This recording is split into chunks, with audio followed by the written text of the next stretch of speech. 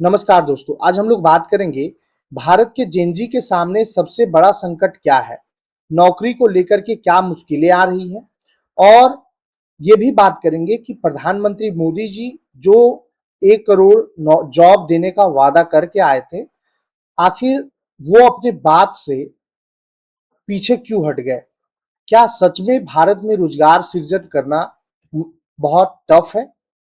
NEET paper leak के खिलाफ दिल्ली के जंतर मंतर पर जुटे जेनजी का आंदोलन खत्म हो चुका है, लेकिन सरकारी नौकरियों की परीक्षाओं में गड़बड़ी के खिलाफ ऐसा ही एक आंदोलन झारखंड की राजधानी रांची में जारी है।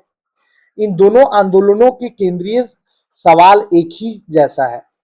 ये सवाल जेनजी समेत उस पूरी युवा पीढ़ी के है जिसके दम पर भारत अपने डेमोग्राफिक डिविडेंड का फायदा उठाकर विकसित देशों में शुमार होने की बात करता है। लेकिन विशेषज्ञ कहते हैं कि डेमोग्राफिक डिविडेंड का फायदा तभी मिलता है जब ज्यादा से ज्यादा लोगों के पास अच्छी नौकरियां होती हैं। इससे लोगों की परचेजिंग पावर में इजाफा होता है, गुड्स और सर्विसेज की खपत जो है वो बढ़ने लगती है, सरकार के पास टैक्स के तौर पर ज्यादा पैसा आता है, सरकार के खजाने में ज्यादा पैसा उसे एजुकेशन, इंफ्रास्ट्रक्चर, हेल्थ सेक्टर में बड़ा निवेश करने के प्रेरित करता है। इस तरह के निवेश से देश में समृद्धि आती है और लोगों का जीवन स्तर ऊंचा होता है। विशेषज्ञों का नजर में जिन देशों ने अपने डेमोग्राफिक डिविडेंड का फायदा उठाया है, वो अब कम या मिडिल इनकम देशों से ऊपर उठकर हाई इनकम देशों की कैटेगरी में पहुंचने की यात्रा पर है। चीन और दक्षिण कोरिया जैसे देश इसके उदाहरण हैं। 15 से 64 साल तक उम्र के लोगों को कामकाजी आबादी में गिना जाता है।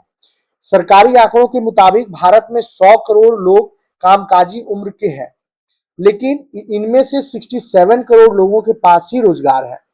यानी कि आप समझ सकते हैं कि 33 करोड़ लोग बेरोजगार हैं, शुद्ध बेरोजगार हैं।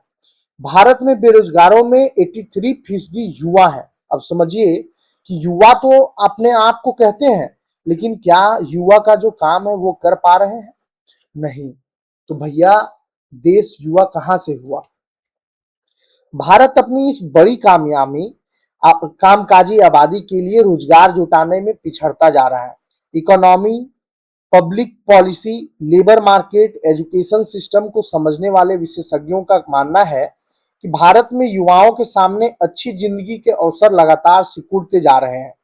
खासकर ऐसे युवाओं के लिए अच्छी नौकरियों की कमी होती जा रही है जिनके पास ग्रेजुएशन और इससे बड़ी और प्रोफेशनल डिग्रियां हैं।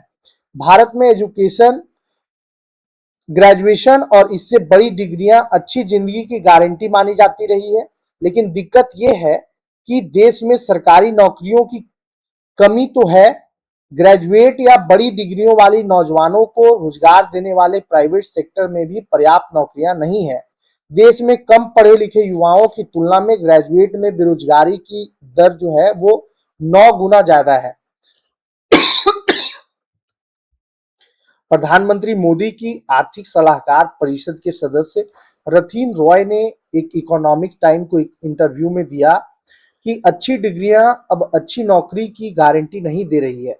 देश में कोई जेनजी अपनी पहली सैलरी में इनकम टैक्स नहीं देता, उनकी कमाई ही इतनी नहीं है। वो लिखते हैं, पहले युवाओं के लिए आईटी की नौकरियां बड़ा सहारा था, अब उनकी जगह एआई ले रहा है। वहीं मैन्युफैक्चरिंग में वेतन बहुत कम है, जहां तक कि एप्पल और सैमसंग की फैक्ट्रियों में काम करने वालों को भी कई बार अमीर परिवारों के घरों में काम करने वालों से कम पैसा मिलता है। नेपो किड्स को छोड़कर पूरी जेनजी पीढ़ी इसे झेल रही है, जो असंतोष की बड़ी वजह है। जेनजी के बेहतर नौकरी और अच्छी जिंदगी के सपने टूटते दिख रहे हैं। नरेंद्र मोदी करोड़ों लोगों को नौकरियां देने का वादा करके सत्ता में आए थे, लेकिन दुनिया की सबसे तेज अर्थव्यवस्थाओं में शुमार भारत जॉबलेस ग्रोथ की कहानी बनता जा रहा है। अजीम प्रेमजी यूनिवर्सिटी के state of working India 2026 report बताती है कि ग्रेजुएट बेरोजगारों की तादाद 40% तक है, जबकि जेनजी बेरोजगारी की संख्या 15 से 25% तक है। द प्रिंट की कंसल्टिंग एडिटर इकोनॉमिक्स और चिंतन रिसर्च फाउंडेशन की associate fellow doctor Vidisha Bhattacharya कहती हैं कि ये आंकड़ा साफ तौर पर जॉबलेस ग्रोथ की ओर इशारा करता है। देश का जीडीपी तो बढ़ रहा है, लेकिन उस हिसाब से रोजगार नहीं पैदा हो रहा है। अर्थशास्त्र की भाषा में इसे low employment of elasticity of growth कहते हैं, यानी देश अमीर हो रहा है लेकिन लोगों को उस अनुपात में नौकरियां नहीं मिल रही है। पिछले 3 साल में भारत में 9 करोड़ ग्रेजुएट जुड़े हैं, लेकिन इनमें से 4.9 करोड़ ग्रेजुएट ही श्रम बाजार में आए हैं, यानी वो रोजगार चाहते हैं। इसमें से जो रोजगार है उनकी आबादी लगभग 1.2 करोड़ है। इसका मतलब ये है कि हर 4 डिग्री होल्डर में से एक बेरोजगार है। विदिशा भट्टाचार्य कहती है कि कामकाजी उम्र के नौजवानों को काम न मिलने से हमारा डेमोग्राफिक डिविडेंड का एक बोझ बनता जा रहा है। हमारी अर्थव्यवस्था उपभोग आधारित है।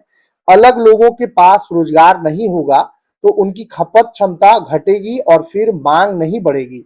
ये हमारी अर्थव्यवस्था के लिए बेहद घातक साबित होगी।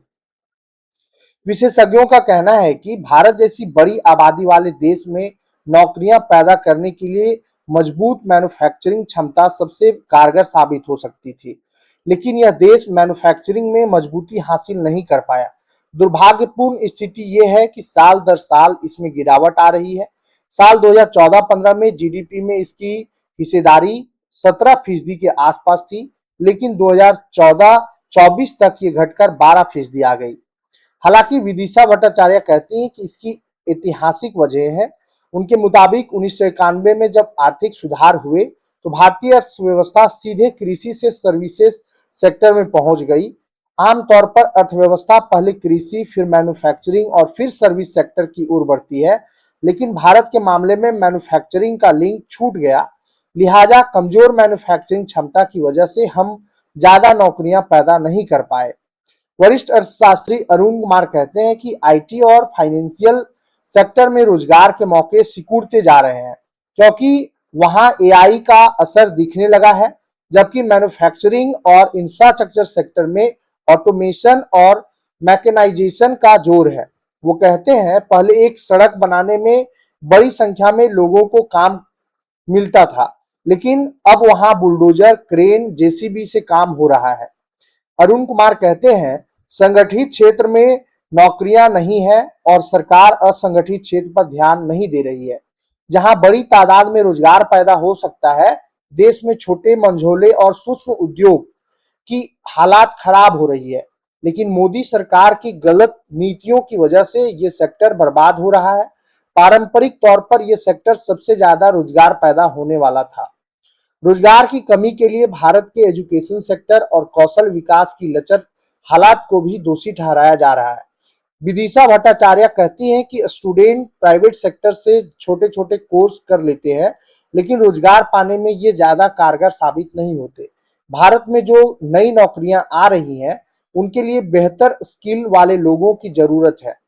विशेषज्ञों का कहना है कि भारत का यूनिवर्सिटी एजुकेशन सिस्टम उन्हें इसके लिए तैयार नहीं कर पा रही है, इसलिए एजुकेशन सिस्टम में काफी सुधार की जरूरत है।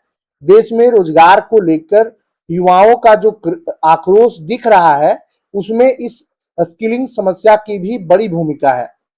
जाने माने डेवलपमेंट इकोनॉमिस्ट संतोष मेहरोत्रा युवाओं में बढ़ती बेरोजगारी के लिए पूरी तरह भारत के मौजूदा एजुकेशन सिस्टम को दोषी मानते हैं।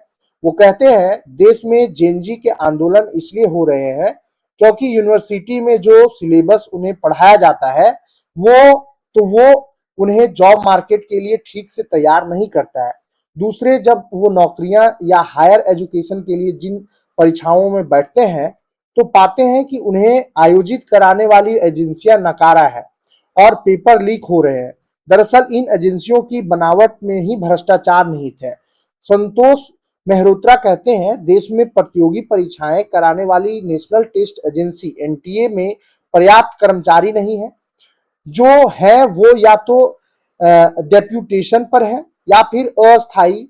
इसलिए इतने बड़े देश में परीक्षाएं कराने के लिए प्राइवेट एजेंसियों की मदद लेनी पड़ती है और यहाँ भ्रष्टाचार की आशंकाएं काफी बढ़ जाती है। संतोष मेहरोत्रा के मुताबिक देश के गैर कृषि क्षेत्र में हर साल 1.25 करोड़ नौकरियां पैदा करने की जरूरत है, लेकिन इसकी आधी ही नौकरियां पैदा हो रही है। ऐसे में असंतोष लाजमी है। जेनजी आंदोलन के तौर पर यही असंतोष सड़कों पर दिख रहा है। प्रोफेसर मेहरोत्रा के मुताबिक 2012 के मुकाबले 2017-18 के बीच ग्रेजुएट बेरोजगारी की तादाद दोगुनी हो गई थी। बेरोजगारों की इस बढ़ती तादाद के मुकाबले रोजगार आधा भी नहीं पैदा हो रहा था। देश में सरकारी कौशल विकास कार्यक्रम नतीजे नहीं दे पा रहे हैं। पिछले एक दशक में जिन 1.6 करोड़ लोगों को प्रशिक्षण दिया गया, उनमें से केवल 15% को ही रोजगार मिला। प्रोफेसर मेहरोत्रा सरकार के स्किलिंग प्रोग्राम की भी आलोचना करते हैं। उनका कहना है कि स्किलिंग प्रोग्राम को सरकारी बाबू चला रहे हैं, जिन्हें पता ही नहीं है कि इंडस्ट्री के नए उभरते क्षेत्रों के लिए किस तरह की स्किल की जरूरत है। उनका कहना है कि जो लोग इंडस्ट्री चला रहे हैं, उनके हाथ में फैसले लेने की ताकत नहीं है। जहां प्राइवेट सेक्टर और एम्प्लॉयर को फैसले लेने चाहिए, वहां सरकारी बाबू फैसले ले रहे हैं। संतोष मेहरोत्रा कहते हैं कि हाई स्किल वाले आईटी और फाइनेंशियल सर्विसेज जैसे सेक्टर में ग्रोथ घट गई है, इसलिए भी ग्रेजुएट में बेरोजगारी बढ़ी है। हालात इतने खराब हैं कि निराश होकर बड़ी तादाद में ऐसे युवा रोजगार ढूंढना छोड़ चुके हैं। हमारे आंकड़ों के मुताबिक 2012 में ऐसे बेरोजगारों की संख्या 5 करोड़ थी और अब ये बढ़कर 10 करोड़ हो गई है। और इस तरह से सरकार से लेकर के सरकार का एजुकेशन सिस्टम, सरकार का जो जो पॉलिसी है, सभी जिम्मेदार है। आज युवा सड़क पर है। युवा सड़क पर है, ये बहुत गंभीर विषय है। इस पर सरकार अगर एक्शन नहीं लेती है, ये दिन ब दिन बढ़ता चला जाएगा।